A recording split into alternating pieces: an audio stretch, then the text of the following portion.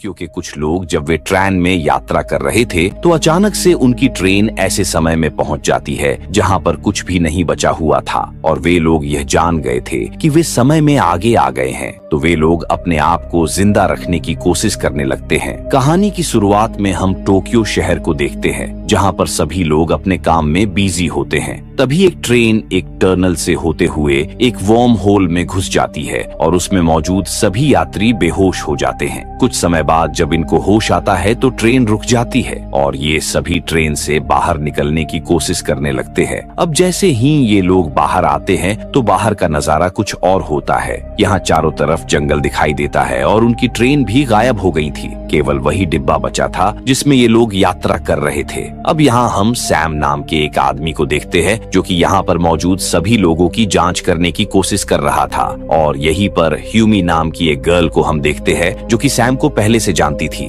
क्योंकि सैम इसको fire fighter सिखाया करता था। दूसरी तरफ 2023 में सभी लोग घबराए हुए थे। उन्हें समझ में नहीं आ रहा था कि चलती ट्रेन के 2 डिब्बे अचानक से कहाँ गायब हो गए हैं। अब ट्रेन के कर्मचारी उस ट्रेन को खोजने निकलते हैं। तभी इन्हें टनल के दूसरी तरफ से एक रोशनी दिखाई देती है और इन्हें लगने लगता है कि सारे के सारे लोग उसी रोशनी के पास मौजूद है। दूसरी तरफ सैम और ह्यूमी टनल के दूसरी तरफ जाने लगते हैं ताकि इन्हें पता चल सके कि ये लोग कहां पर पहुंच गए हैं। और तभी इन लोगों को भी दूसरी तरफ एक रोशनी दिखाई देती है और इन्हें लगने लगता है कि कोई इन्हें खोजने के लिए आ रहा है। अब ट्रेन के कर्मचारी जब रोशनी के पास पहुंचते हैं तो उन्हें उनके ही साथी दिखाई देते हैं। दूसरी तरफ सैम और उनके साथी रोशनी का पीछा करते हुए टनल के दूसरी तरफ पहुंच जाते हैं जहां से सूरज की रोशनी आ रही थी। अब ये लोग वहां से बाहर निकल कर देखते हैं तो यहाँ पर चारों तरफ रेगिस्तान होता है। अब ये तीनों लोग डर जाते हैं क्योंकि इन्हें समझ में नहीं आ रहा था कि ये लोग कहाँ पर पहुँच गए हैं। अब यहाँ पर ये लोग वीडियो बनाकर वापस आ जाते हैं और सभी लोगों को बाहर का वीडियो दिखाने लगते हैं। यहाँ पर सारे लोग काफी ज्यादा परेशान होने लगते हैं क्योंकि इन्हें समझ में नहीं आ रहा था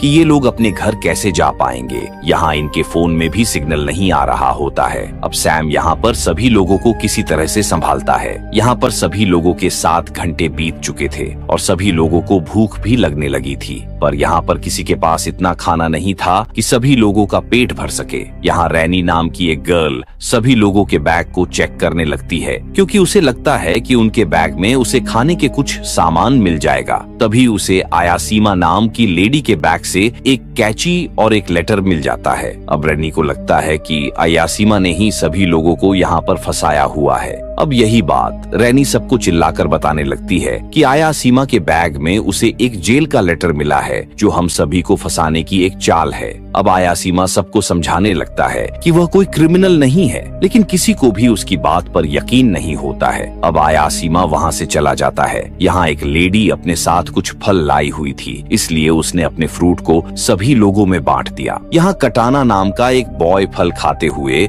एक वीडियो को देख रहा था जो कि कुछ समय पहले उसने बनाई थी, जिसमें वह देखता है कि रैनी सभी लोगों के बैग से खाना चुराने की कोशिश कर रही थी। और अब ये बात सैम को पता चल जाती है। सैम अपने साथियों के साथ आयासीमा को वापस लाने के लिए चला जाता है। इधर आयासीमा चलते हुए काफी दूर आ गया था। तभी उसका पैर फिसल जाता है और वह खाई में गिरने लगता है कि तभी वहाँ पर सैम आ जाता है और उसे बचा लेता है। आयासीमा उसे बताता है कि वह बहुत फेमस हेयर ड्रेसर है, लेकिन उसने अभी भी उस लेटर के बारे में कुछ भी नहीं बताया। रात में अब कुछ लोग सोए हुए थे, लेकिन कुछ लोगों को नींद नहीं आ रही थी। अगली सुबह वे लोग निराश हो चुके थे क्योंकि उन्हें लग रहा था कि कोई भी उन्हें बचाने नहीं आएगा। अब सैम सभी लोगों को समझाने लगता है कि वह किसी तरह से सभी लोगों को बचा लेगा, लेकिन आयासीमा इस पर गुस्सा हो जाता है और पूछता है कि तुम इन लोगों को क्यों बचाना चाहते हो। जिसके बाद सैम बताता है कि उसकी वजह से उसके दोस्त की दोनों टांग खराब हो गई थी, जिसके बाद उसने डिसाइड किया था कि वह अब लोगों की मदद करेगा। इसके बाद तीनों लोग कुछ सामान खोजने के लिए चले जाते हैं। आयासीमा जब इनके साथ जा रहा था कि उसे उसके भाई के सपने आने लगते हैं। यहाँ आयासीमा के पास्ट का सीन दिखाया जाता है जहाँ पर वह अपनी फैमिली के साथ होता है और वह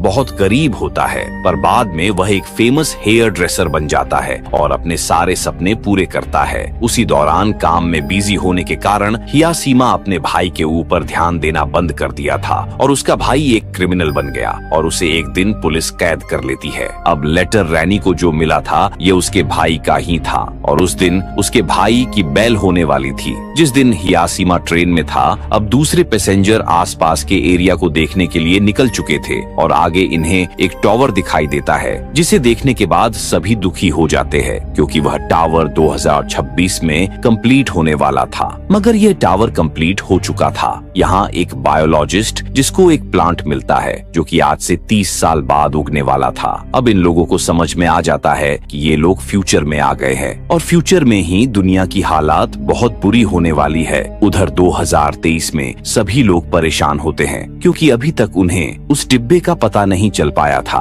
अब ये सभी पत्रकारों के सामने जाहिर कर देते हैं कि ट्रेन के 2 डिब्बे गायब हो गए हैं जिसमें लगभग 100 पैसेंजर थे। इधर सैम ट्रेन के ऊपर पॉलीथिन बिछा रहा था ताकि वह ओस को इकट्ठा कर पाए। अगले दिन सभी को बहुत जोरों की प्यास लगी होती है। तब बायोलॉजिस्ट बताता है कि हमें एक पौधा मिला है और यह पौधा वहीं उगता है जहां पर भरपूर मात्रा में पानी मिलता हो। अब पानी की तलाश में सैम ह्यूमी के साथ कई लोग निकल जाते हैं। अब ये लोग एक पहाड़ डेडेज के पास पहुंच जाते हैं जो काफी ऊपर तक था और इनको लगता है कि शायद इसके उस पार पानी हो। फिर वापस आकर एक रस्सी की मदद से वे माउंट पर आ जाते हैं और उन्हें वहीं पर पानी मिल जाता है। ऊंचाई पर पहुंचने के बाद सैम महसूस करता है कि जहां पर टोक्यो शहर था आज वहां पर बहुत बड़ा समुंदर मौजूद है और जब ये बात वापस आकर वह सभी लोगों को बताता है तो सभी लोग और ज्यादा परेशान होने लगते हैं। अब रात में सभी लोग सो रहे थे कि बाहर एक पैसेंजर तनाका जाता है और वह वहां पर कुछ चीजों को खोजने लगता है। तभी अचानक पर किसी के द्वारा हमला किया जाता है। अब तनाका ये बात आकर सभी लोगों को बताता है तो कोई भी तनाका के बातों पर यकीन नहीं करता है और तभी यहाँ पर बारिश होने लगती है, जिसे देखने के बाद सभी लोग काफी ज्यादा खुश हो गए थे क्योंकि काफी समय बाद उन्हें पीने के लिए इतना सारा पानी मिला था। अब ये लोग पानी को इकट्ठा कर लेते हैं। अगले दिन बायोलॉजिस्ट कुछ खाने वाले पौधों को खोजता है और कुछ लोग बाहर खाना इकट्ठा करने के लिए चले जाते हैं। इधर ह्यूमी कुछ बीज खा लेती है जिससे उसकी तबीयत खराब होने लगती है। अब सैम यहाँ पर आ जाता है और सारे लोग परेशान हो जाते हैं। ह्यूमी को अब ट्रेन के डिब्बे में लाया जाता है और यहाँ उसकी देखभाल अच्छे से की जाती है। अब सारे लोग समझ चुके थे कि यहाँ से बच निकलने के लिए कोई उपाय करना होगा, नहीं तो सभी के सभी मारे जाएंगे। अगले दिन ये सभी लोग साथ में काम करना शुरू कर देते हैं और खाने के लिए सामान जुटा लेते हैं, जिसके बाद रात में सभी लोग एक साथ मिलके पार्टी मनाते हैं। लेकिन अभी भी कुछ लोग उस खराब बीज को इकट्ठा किए हुए थे जिसको खाने के बाद तबीयत खराब होने लगती थी। अब हियाशिमा को लगता है कि ये सारा काम तनाका का है, इसलिए वह उसे खोजने जंगल में जाने लगता है। तब सैम उसे रोकता है और खुद ही तनाका को खोजने के लिए चला जाता है। सुबह जब सैम वापस आता है तो उसे हियाशिमा का बैग मिलता है जिसे तनाका चुराया हुआ था। अब बायोलॉजिस्ट ये अनुमान लगता है कि यही पास में एक नदी हो सकती है जिसमें खाने के लिए मछलियाँ मिल सकती है। अब बायोलॉजिस्ट नदी को खोजने के लिए साथियों के साथ निकल जाता है। तभी उस पर किसी अनजान आदमी द्वारा हमला हो जाता है जिसमें वह बुरी तरह से घायल हो जाता है। अब उसे उठाकर वापस डिब्बे में लाया जाता है। अब सभी लोगों को ये बात समझ में आ जाती है कि वे यहाँ पर अकेले नहीं हैं। तभी वहाँ पर तनाका आ जाता है। वह उनको बताता है कि वह कभी सिक्योरिटी का काम किया करता था। अब अगर ये लोग उसे रुकने की परमिशन देते हैं तो वह यहाँ पर सिक्योरिटी ट्रैप बनाएगा जिससे उस पर हमला करने वाले उस ट्रैप में फंस जाएंगे। अब सभी लोग उसे रुकने की परमिशन दे देते हैं। दूसरी तरफ हियाशिमा लीना के बालों को बना रहा होता है। इधर सैम ह्यूमी के साथ होता है। तभी अचानक से इन्हें एक बॉय दिखाई देता है जिसका पीछा ये लोग करने लगते हैं, जिसके बाद ये लोग एक नदी के किनारे पर पहुंच जाते हैं। अब वह बॉय इनको यहीं पर रुकने के लिए बोलकर चला जाता है। अब यहाँ उस बच्चे का इंतजार करते हुए रात हो जाती है। तभी यहाँ पर हियाशिमा भी पहुंच जाता है।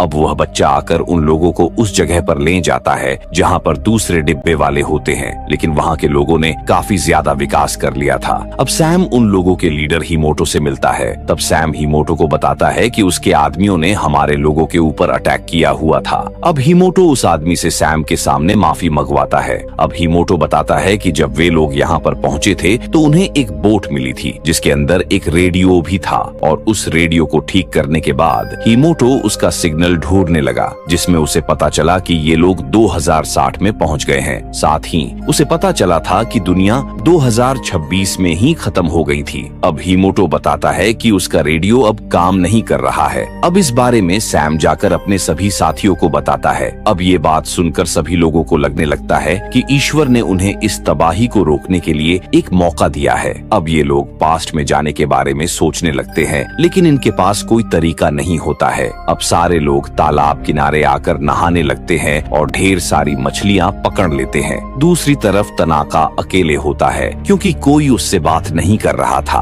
अगले दिन ये लोग नहाने के लिए बाथरूम बनाते हैं और इसके बाद ये लोग खाना के लिए निकल जाते हैं। अब बायोलॉजिस्ट के हाथ में हरे कलर का स्टोन लगा हुआ मिलता है। ये सब इधर से तनाका देख रहा होता है। वह तुरंत हिमोटो को इसकी सूचना देता है। अब हिमोटो को पता चलता है कि दूसरे ग्रुप वालों को हरे रंग का पत्थर मिला है, जिसकी मदद से ये अपने घर वापस जा सकते हैं। इधर रैनी और ह्यूमी आपस में बातें कर रही थी। तभी इन दोनों में किसी बात को लेकर बहस हो जाती है, जिसमें रैनी ह्यूमी को धक्का देकर गड्ढे में गिरा देती है, जहाँ एक इंसान की लाश होती है। इसे देखकर वे दोनों भाग जाती है। दूसरी तरफ तनाका मछली खाते हुए अखबार देख रहा था। इधर रैनी और ह्यूमी के ऊपर दूसरी ग्रुप के लोग हमला कर देते हैं। रैनी किसी तरह से अपना जान बचाकर वहाँ से निकल जाती है, लेकिन ह्यूमी वहाँ पर फंस जाती है। अब रैनी बात आकर सैम को बताती है तो सैम उसे बचाने के लिए उस जगह पर जाता है, लेकिन वहाँ पर से वे लोग जा चुके थे। इधर ह्यूमी खुद को बचाते हुए भाग रही होती है और वह एक बोट में छिप जाती है ताकि वह बच सके।